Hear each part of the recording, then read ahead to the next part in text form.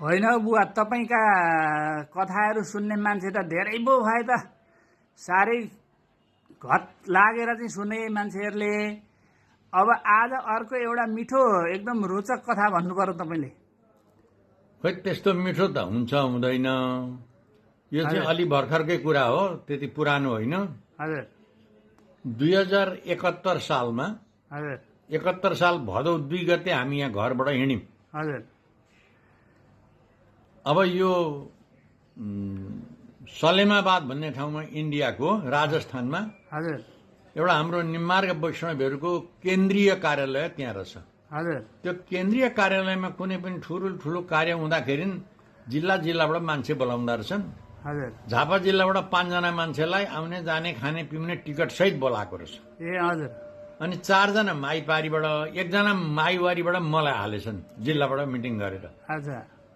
अनि जाने बेलामा जिल्लाको उपसभापति एउटा मनोहरी घिमिरे भन्ने हुनुहुन्थ्यो, उहाँ आउनुभयो र मेरो श्रीमतीले जान मन गरिन्, तपाईँको श्रीमती पनि लैजाउँ हौ हजुर भने। ए हजुर। आफू भाडा तिरेर लैजाउँ भने लु हुन्छ तिर्नु, कति पैसा लाग्छ? 7,000।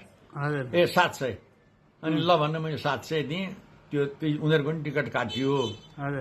अरू पैसा तिरेर जाने पनि भयो। हजुर। अनि हामी चाहिँ निःशुल्क जाने यहाँबाट गयौँ। हजुर। रेलमा गयौँ, उहाँ पुग्यौँ। उहाँ पुग्दाखेरि अघिल्ला दिन बेलुकै हाम्रा 1 जना खेमराज केशव शरण दाहाल हजुर। नाम प्रख्यात भएका हो, उहाँ गुरु हो, हजुर। उहाँ जाइसक्नु भएको रहेछ। हजुर। उहाँ गयौँ, भेटघाट भयो। त उहाँले चाहिँ के लिएर जानुभएको रहेछ भने जगतगुरुको पद माग्न जानुभएको रहेछ, धेरैवटा सिफारिस लिएर। ए विभिन्न संस्थाबाट, नेपाल सरकारबाट, सबैबाट लिएको। ए हजुर। 52वटा सिफारिस लगाएर छन्। ए हजुर। अब उहाँ गयौँ, उहाँ गइसकेपछि चिनजान भयो, अघिल्लो दिन गएका सबै कुरा भयो। अब भोलि बिहान हामीले दर्शन गर्न पाउने भयौँ। 1 जना त्यहाँ हुनुहुँदो रहेछ जगतगुरु, उहाँका श्रीजी महाराजजीको नेपालीका तर्फबाट 1 जना त्यहाँका कलेजमा त्यही कलेजमा पढाउने प्राध्यापक 1 जना हुनुहुँदो रहेछ, वाग्ले। हजुर। वाग्ले हुनुहुँदो रहेछ, तिमसिनाको भानिज। ए हजुर। अनि बेलुकै चिन्जान गऱ्यौँ, मलाई मामा भने, राम्रो चिन्जान भयो, सोझा पण्डित, मभन्दा जेठा हुन्। ए अनि भोलिपल्ट बिहान हामीले लगेर श्रीजी महाराजसँग भेट गराइदिए, हामीले दर्शन गऱ्यौँ, ढोकभेट गऱ्यौँ, आयौँ। हजुर। अब आएर बसिसकेपछि अनि खेमराज केशव गुरुले चाहिँ भन्नुभयो वाग्लेसँग, हजुर। मेरो यस्तो यस्तो छ, मैले अब दर्शन पाउनुपर्छ भन्नुभयो। अब त्यो लिएर म पहिले जान्छु, देखाउँछु, अनि कति बेर समय दिनुहुन्छ अनि गरौँला भने उनले। भोलिपल्ट बिहान त्यो सबै त्यो मुठै लिएर, त्यो फाइलले लिएर जानुभयो। उहाँ जाएर देखाउनु भयो। हजुर। देखाउँदा भएको रहेछ कुरा त्यहाँ के भने, त्यहाँ 12 महिना 12 काल सधैँ श्रीमद् भागवत हुँदो रहेछ। कसले भन्ने भन्दाखेरि विभिन्न जिल्लाबाट आएका छानिएका पण्डितहरूले भन्न पाउँदो रहेछन् त्यहाँ, श्रीजीले भनेपछि। ए हजुर। नेपालबाट उहाँलाई छानेको रहेछ पहिले। ए खेमराज केशव शरणलाई। हजुर। अनि खेमराज केशव शरण पुराण भन्न जाने हुनुभएछ, आफ्नो टोली लिएर जान पाउने 15 जना लिएर जानुभएछ। ए हजुर। 15 जना लिएर जानुभएछ, कोही प्लेनमा, कोही रेलमा। हजुर। अनि उहाँ गएर बसे, पुराण भने 7 दिन। त्यो ठुलो ठाउँ, धेरै मान्छे, हजुर। पुराण राम्ररी भने। अब खेमराज तगडा मान्छे हुन् नि त फेरि। हजुर। हजुर। अब त्यहाँ दिएको सामान, साडी चोला आदि इत्यादि चढाएको सरदाम ठुलो एउटा टिनको बाकस किनेर ग्याम्नागुम हाल सबै लिएर आएछन्। दान दक्षिणा सबै पाए अनि लिएर आए। त्यो कार्य सकिसकेपछि अब त्यो श्रीजी महाराजजीलाई त्यहाँको आय व्यय देखाउनु पर्यो, सुन्नु पर्यो नि। खोइ त त्यो आय व्यय मतलब सबै पण्डितले लगे। अब त्यो लान त नहुने रहेछ, उहाँलाई अखिला गर्नुपर्ने रहेछ, तर उहाँले ल्याउनु भयो करेक्ट। यत्रो थाना भएर ल्याउनु भयो कि थाहा पाइ ल्याउनु भयो कि? खै त्यो त बुझिएन। उहाँले दिएको पुराणमा चढाएको भनेर ल्याउनु भयो। तर त्यो ल्याउन चाहिँ नपाउने रहेछ कुरो, नपाउने रहेछ। अनि त्यो 52वटा सिफारिस लगेर देखाएर जगतगुरुको पद माग्न गएको बताए त्यो वाग्लेले। हजुर। ती श्रीजी महाराज त रिसाएका रहेछन् पहिले नै हाम्रो खेमराजसँग। हटा दो इनको नहीं होगा, छोड़ दो भनेर फ्याँकिदिए। फ्याँकिदिए त्यहाँ आएको जवाब हुँदैन त्यहाँ, हाम्रो पहिलेको राजा जस्तो त्यहाँ। हजुर। अनि आएर सबै कुरा मलाई भने पहिले ती प्राध्यापकले। हजुर। अब गुरुलाई पिर पर्छ होला, उहाँ त रिसाउनु भयो, यस्तो यस्तो रहेछ, पहिलेको यस्तो थियो उहाँको भन्नुभयो। अब के रिसाउनु, अब त्यो पनि हामीले गर्ने के हो र भन्यौँ। ल्याएर सुनाइसकेपछि उनलाई बहुत दुःख लाग्यो। खेमराजलाई चाहिँ तपाईँले सुनाउनु हो? अब दुईजना बसेर सुनायौँ। ए दुईजना बसेर? अनि खेमराज गुरुलाई चारे धेर पिर पर्यो। अनि परिसकेपछि अब के गर्ने त, अब केही उपाय छैन यसको। उहाँलाई केही भन्नु लाग्दैन, हुँदैन भन्नुभयो त्यो प्राध्यापकले। हजुर। अब उहाँले के भन्नुभयो भने उहाँलाई धेरै विरक्त लाग्यो र अब एउटा विरक्त दीक्षा भन्ने हुँदो रहेछ हाम्रो लास्टमा लिने। विरक्त दीक्षा लिएपछि जङ्गल जानु पर्दो रहेछ तपस्या गर्न। त्यो विरक्त दीक्षा लिन के गर्नुपर्छ भनेर सोद्धा श्रीजी महाराजलाई सोधे होइन, उहाँका त्यो समितिका मान्छेलाई। हजुर। विरक्त दीक्षा लिँदा केश मुण्डन गर्नुपर्छ, आज इच्छा खानुपर्छ, अनि भोलि बिहान नुहाइदिए गरेर विरक्त दीक्षा लिनुपर्छ भने। त्यो विरक्त दीक्षा र वैराग्य दीक्षा भनेको एउटै हो? एउटै हो, एउटै। हजुर। अब कपाल काट्ने भाइ, हजुर, भोलि बिहान कपाल काट्नु पर्यो, अनि भोलि एक्साइ खानु पर्यो, पर्सि बिहान लिनु पर्यो। हजुर। हामी बस्ने भयौँ। हजुर। अब भोलि बिहान त्यहाँ 8 बजे भन्दा अगाडि त्यहाँ मान्छे उठ्दा रहन्छन्। अनि यो भदौको 5-7 गतिको कुरा हो 71 सालमा। गर्मी छ असाध्यै। अब बिहान तारिक कपाल काट्ने मान्छे कोही भएन। कसले काट्ने कसले काट्ने कसले काट्ने भन्ने कुरा भयो।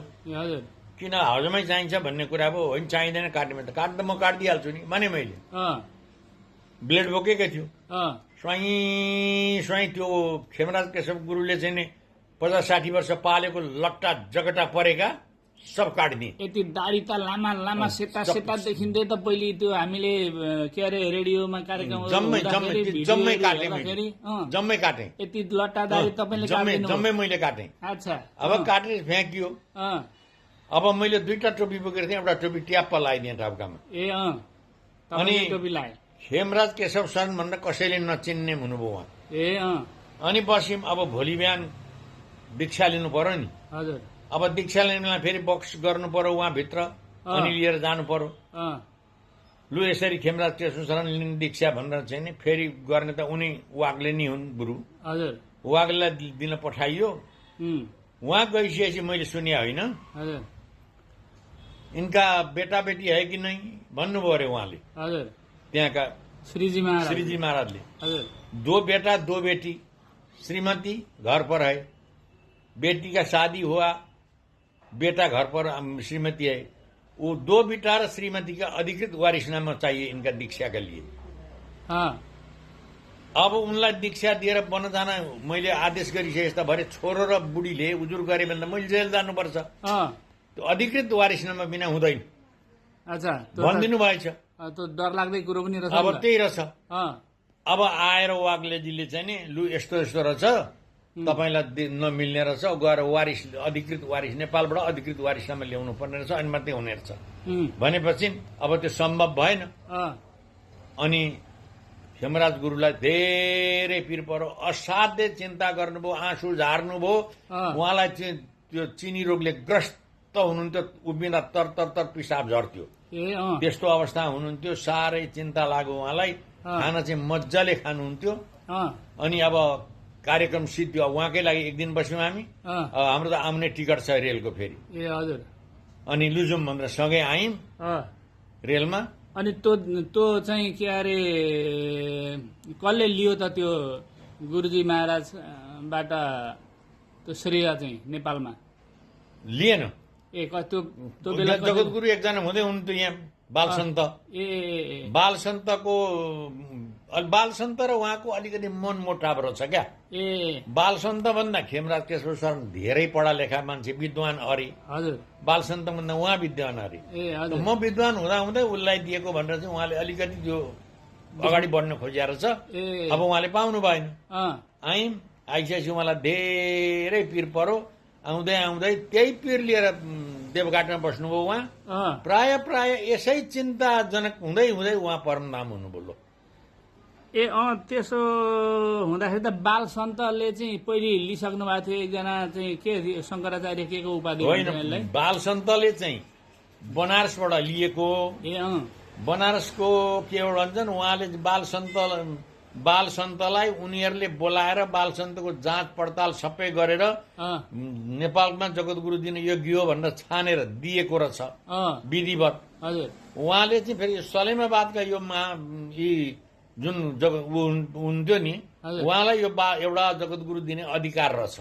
अरू थप एउटा दिने उहाँलाई अधिकार रहेछ। अनि उहाँ त्यो कुरो बुझेर माग्न जानुभएको, उहाँले पाउनु भएन। मुख्य कुरा चाहिँ के भयो भने त्यो पहिलेको पुराणमा उहाँले अलिकति बढी लालच गरेको छाटमा उहाँ रिसाउनु भएको रहेछ। अनि म जहिले पनि यहाँ पुरोहितहरूलाई भन्छु कि पुरोहितहरूले जजमान गर्न जाँदाखेरि बढी लालच नगर्नु। जति दिन्छन् त्यतिमा सन्तोष बस्नु तिमीहरूले, यसले मजा हुँदैन भनेर म यहाँ अहिलेका यहाँका पुरोहितहरूलाई म भन्दै गर्छु क्या सधैँ। त्यो एउटा सानो कुराले गर्दा ठुलो कुरा बिग्रियो। अनि यहाँका पुरोहितलाई म भन्छु सधैँ। अब अलिकति थपौँ भने एकजना हाम्रा सोलमाका तेजप्रसाद लैटेल भन्ने मान्छेले यहाँ एउटा दोडी आमा छोरी विधवा आइमेर छन्, यिनीहरूले चाहिँ नि शनि मृत्युञ्जय पाठ गर्न लागेछन्।